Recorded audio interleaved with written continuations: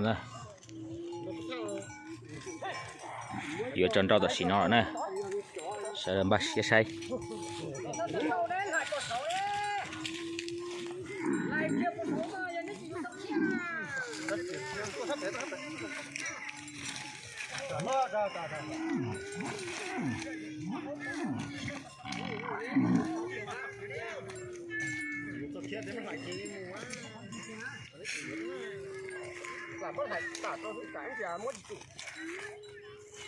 đây còn mua số đây mà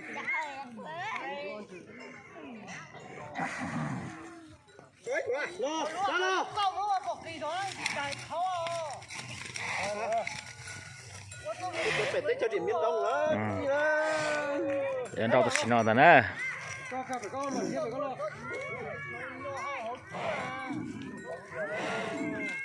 cho kiềm rồi nè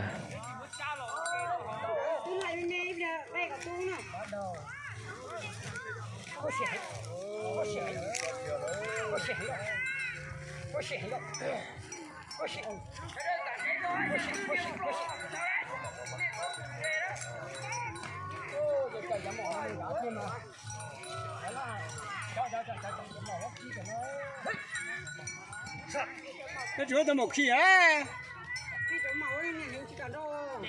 rồi mới cho một khi nhớ được nó mà tao cho cái mặt đấy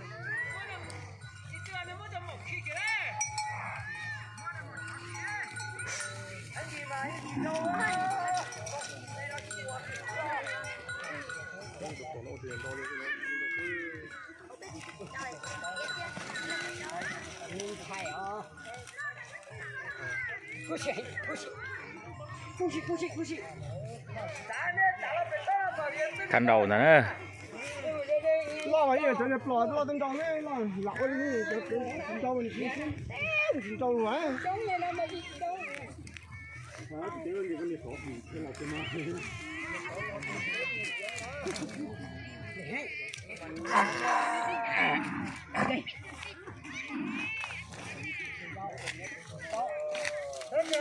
việc mà nói gì bé tao thấy cho nó cho mua đã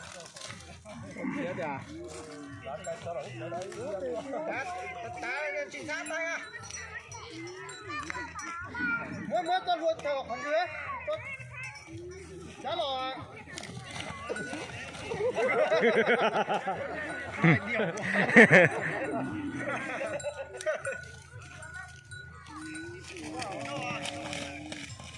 đó mình đã nhìn đâu rồi ừ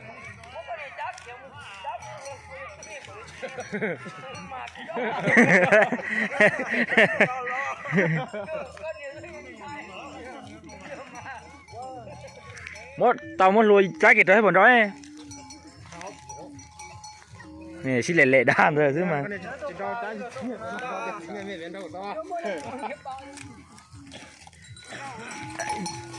giờ chỉ cả nó đến tới mà chán này to lo chán này có khi trẻ to lo to nên lớn thế đó à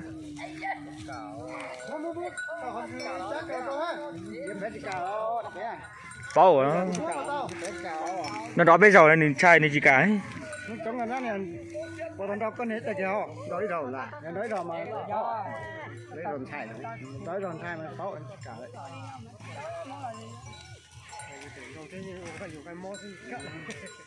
là cũng có cái này cũng nào cái này cả cái có cũng để cho cái này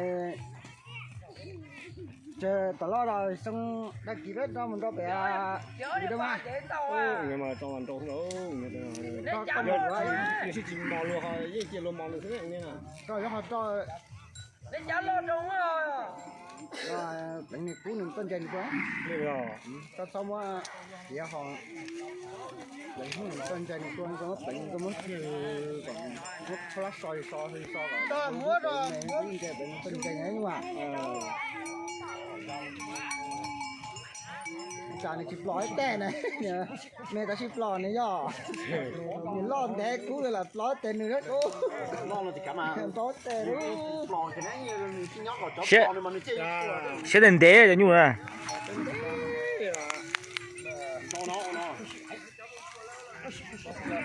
nó Đó, con này là tích thành nhà bó tư mà chúng có thế à? Ừ. Con là tích thành nhà bó tư mà chúng có đó.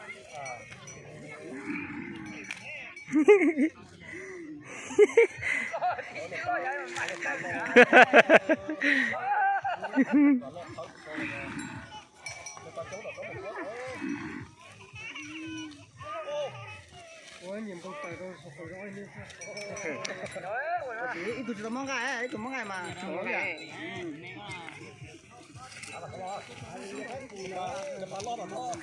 Ồ, mùi tàu đấy, tụt đất tiền là mùi tàu đó. Muốn lùa là chát rồi hả? Mới chát cái trâu còn trâu rồi hả? Mới chát cái trâu còn trâu rồi mà trâu.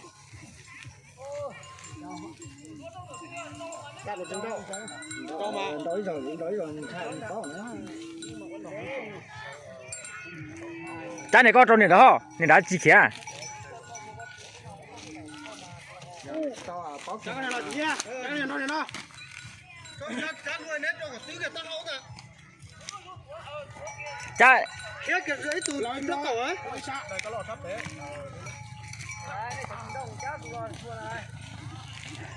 Chợ nè sao chát này mà chín đâu đấy? Chờ ghế lại chờ đấy. Chờ kia mà thế nào? Chát chờ ghế lại chát này tin đâu ấy? Cho kia mà có mà lúc kia luôn thế mà tạm luôn là gì mà nó đi.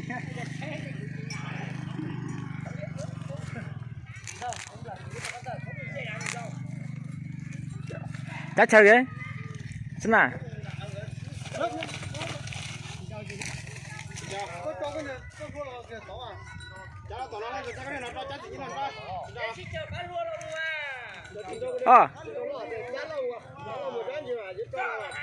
Chờ là nãy xí chờ mà. Nãy xí chờ cái chắc cái cậu tao hồi xí tứ mà.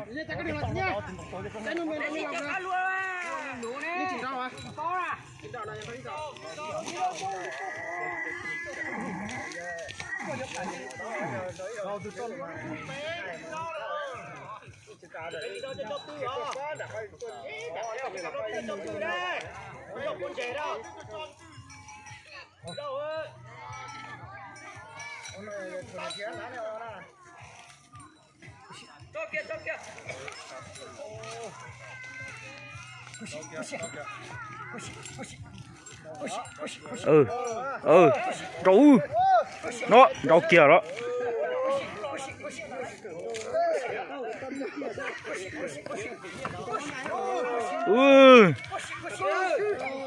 Câu xịt thật.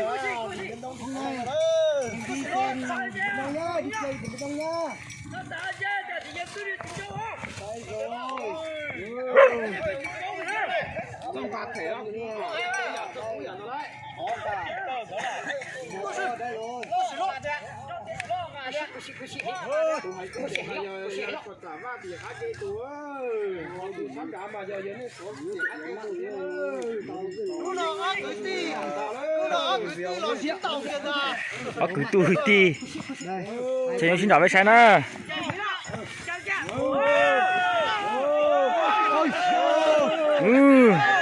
Đồ sấy cờ đó.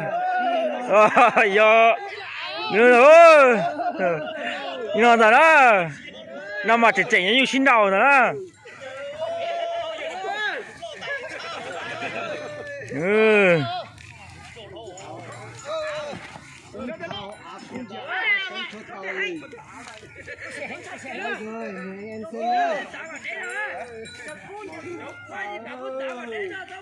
Mình xem chọi bò ở xã Pá Long nhá, bản địa xã Pá Long nhá.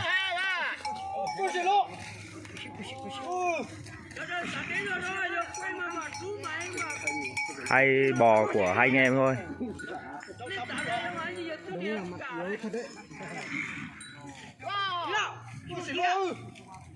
Nhân dịp Tết Nguyên đán, hôm nay là mùng 2, hai anh em chọi bò cho mọi người đi xem.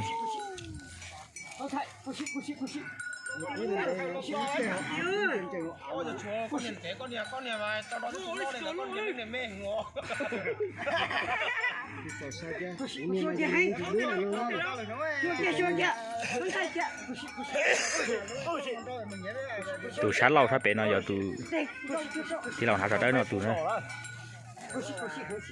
tụi chữ nhu tụi hắn ra mà tụi chữ nhu mấy tụi tí nữa.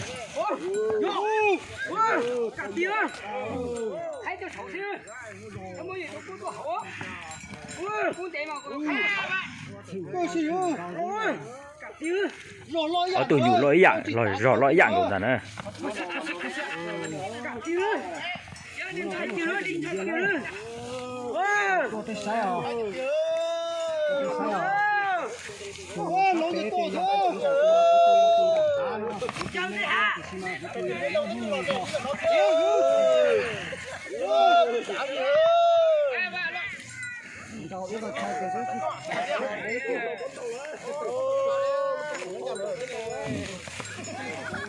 Ôi, dâu chưa.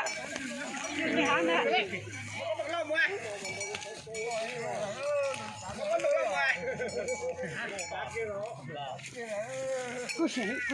Nó thế nhưng mà chỉ chảnh thế nè.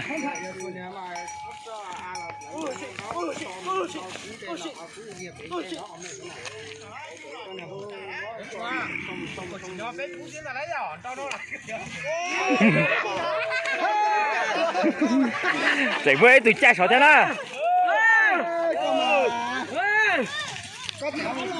Thử có từ nữa đây là nó là cái này đó.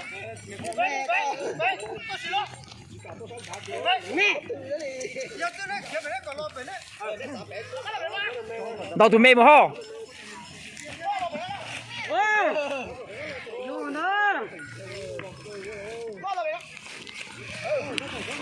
Thế đo thế đi là thế này. Mẹ.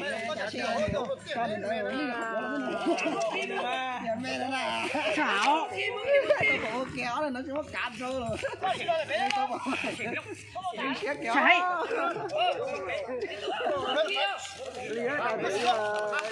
Tao đi mê một cái.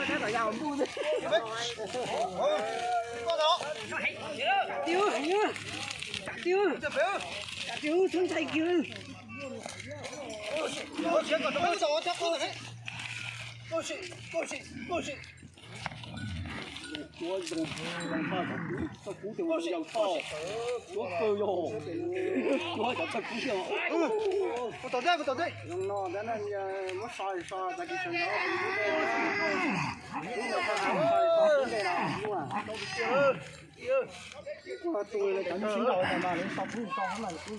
Chỉ nhỏ tôi chỉ nhiều pu thế nào đó. Thôi cảm ơn được rồi được rồi đến đây. Áo gì tuổi đó? Ở chỗ thì cô tỉnh nè. Cô xin. Cô xin nữa.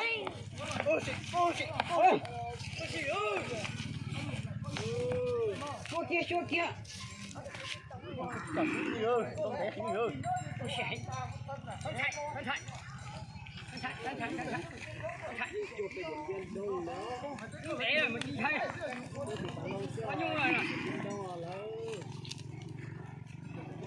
Một sống là sắt chứ mà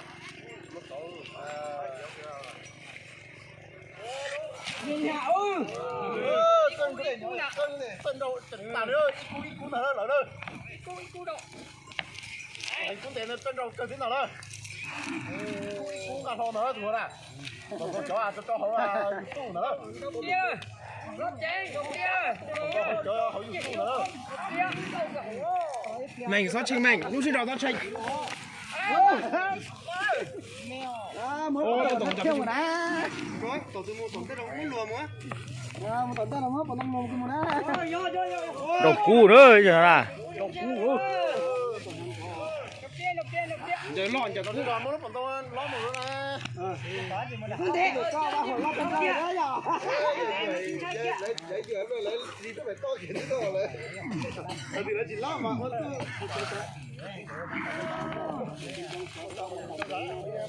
nhưng con té nó mua thú được ra chứ không bắt thao rồi. Bắt thao vậy đồ rồi đó, bắt thao à. Cú vậy. Chưa lắm.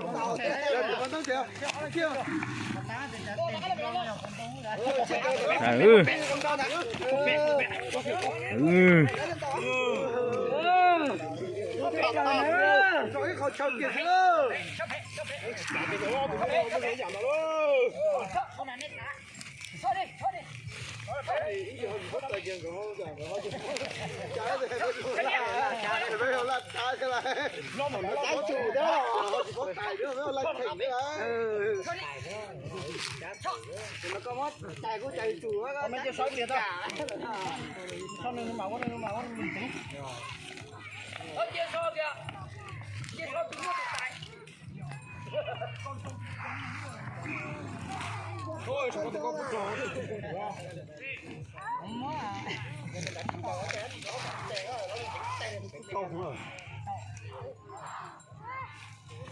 Đi nó vào thằng cú cười đi à.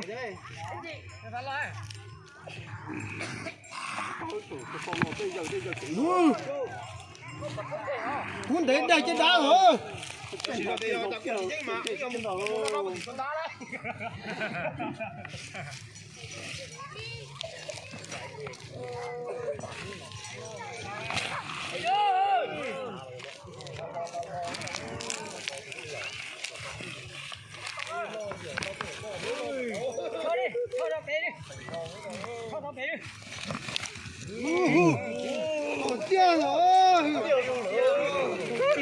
Chuyện đà kìa đó. Gì ăn cho tuyệt tiền nữa. Cho tí tay. Cường biết à.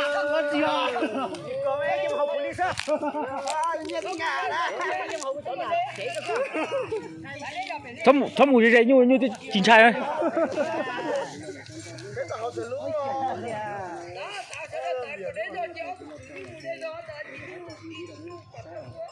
Thôi từ lấy chỉ lót hay ô.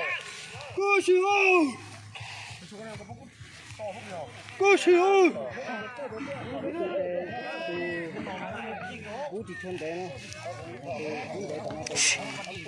Ông.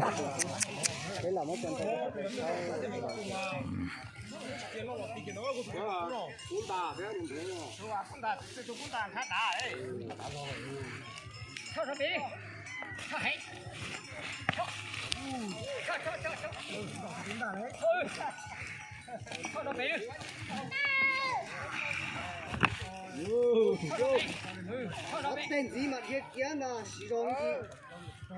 Anh phải cuốn tên mà. Nhưng mà lo gì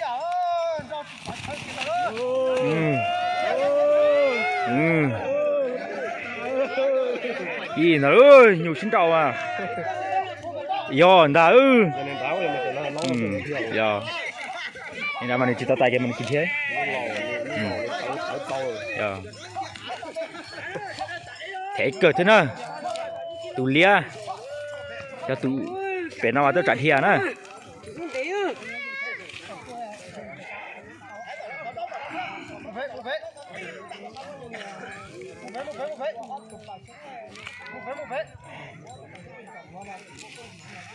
Cho tao cầu tờ là thì nọ đó nè.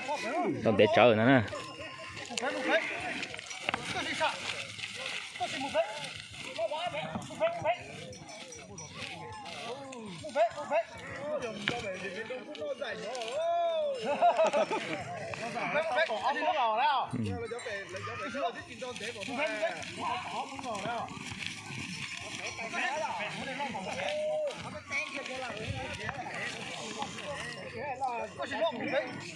Chắc chắn mình trái thuật về chín trâu thế này. Trái chắn thuật về chín trâu ấy thôi. nó cho có lợi việc cũng chơi mà chói cái bó mình chú tàu ấy. Thế dùng mới trắng một đế chả có sợ nó. Trái đế mình chỉ chơi xả xin đầu ấy. Còn nếu một con trai ấy.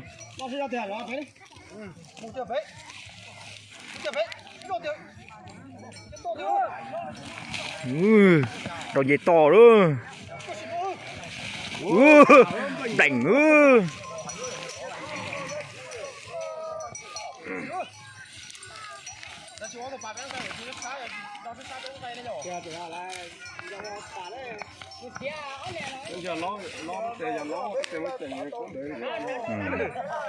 cún đẻ mình gì à, cún đẻ mình gì xong xe su.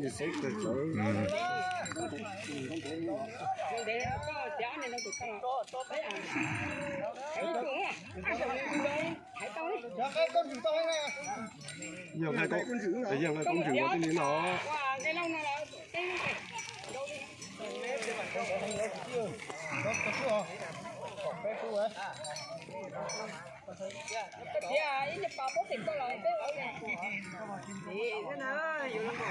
Cậu tên là thi nó nữa.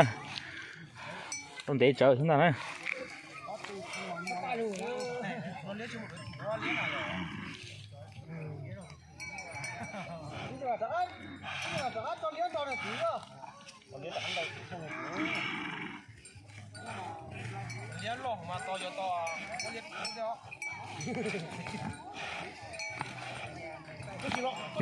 Người tí chỉ tròn đó trái nên là muốn lùa. Người tí mẹ muốn tròn đó cho lo muốn lùa. Chả thợ ai thợ nhỏ con đấy mà thợ tin xí giò tua mà những lùa thế à, chả lo những muốn lùa. Đã thợ tin xí giò tua cho mẹ chả lo chỉ xí giò thôi, cho xí giò tua thì mình muốn lùa thế cho mẹ thế à.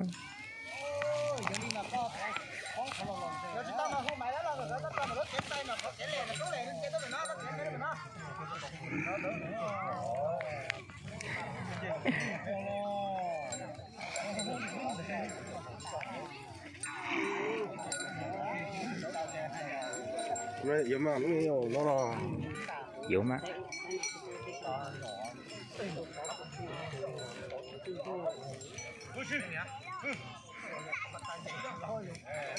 Tự nhiên mình chỉ cầu nè, cho xí giò nè.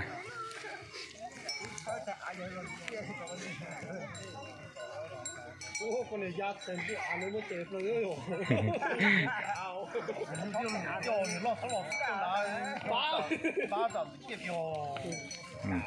Chỉ chơi cản đầu nữa.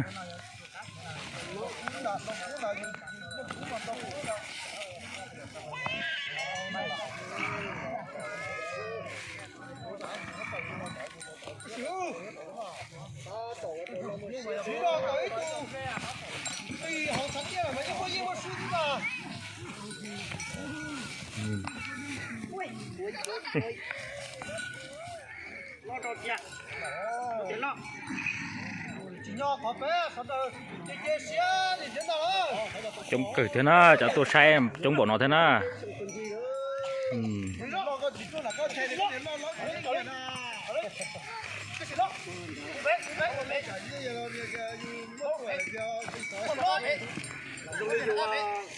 Ta tuổi lù đó.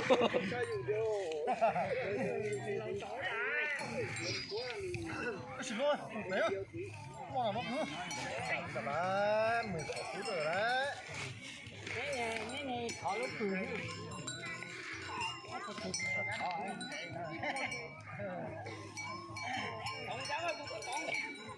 Lầu thế có tí như sống lò luôn.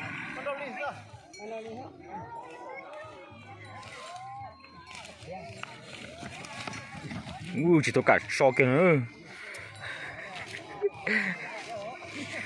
chạy mà thế đấy như sự vô nói là chữหัวชิ้นđầu thế chạy là chỉ cả ấy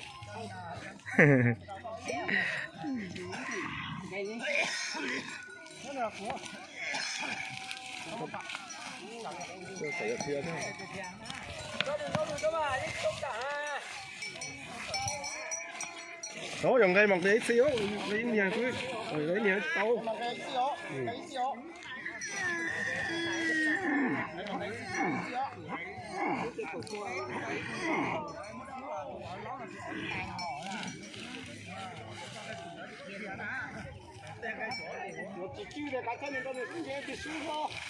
giờ sướng gì mua tụi dân tụi sướng gì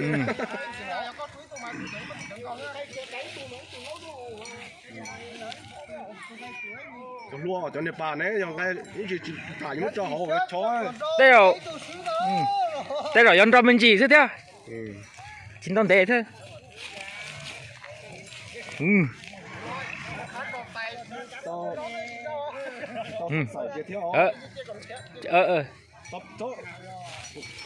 thôi lý trời nè lý hải một chỉnh ơ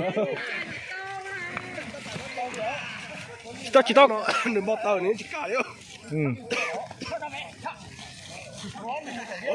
thâu tổ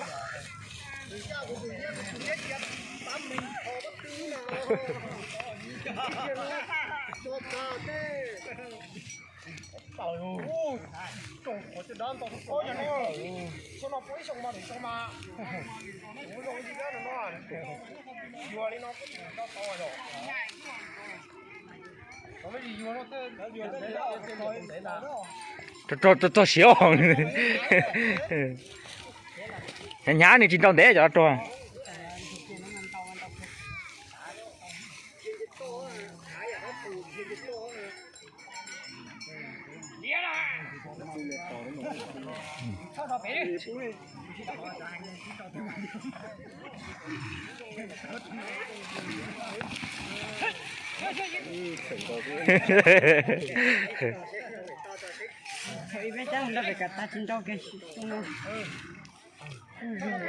đi cho bò thầu à cho được ta chiến đấu ta thả nó thế nào bây giờ tôi cho bây giờ là chế ô ôi đâu này lấy bé chồng phun tàu rồi chả ăn đâu này nói tệ cái này sư thế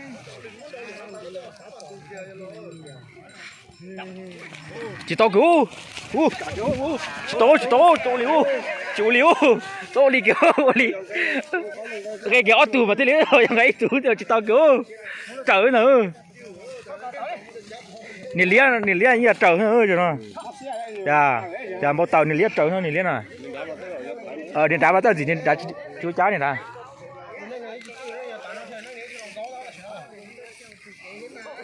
tao mà ở lên cảnh ban đi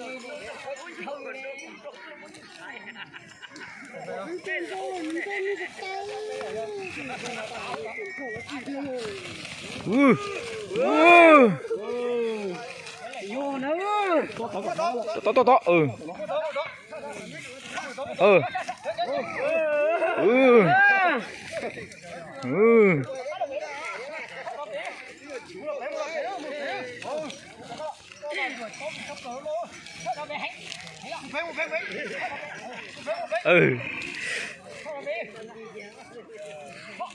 con tàu thả cái đấy là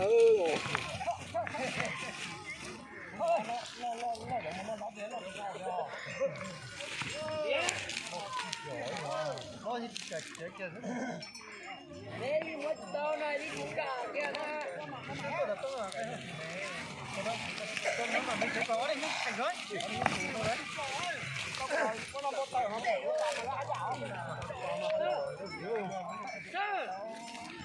ta sẽ mới tung lập bất tư hàn rồi chính ô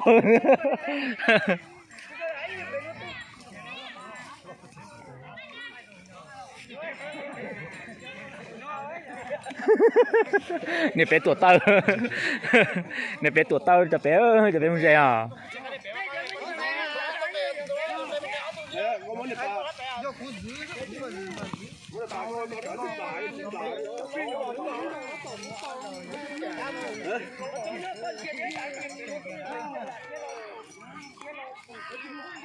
à, tôi sẽ có đi.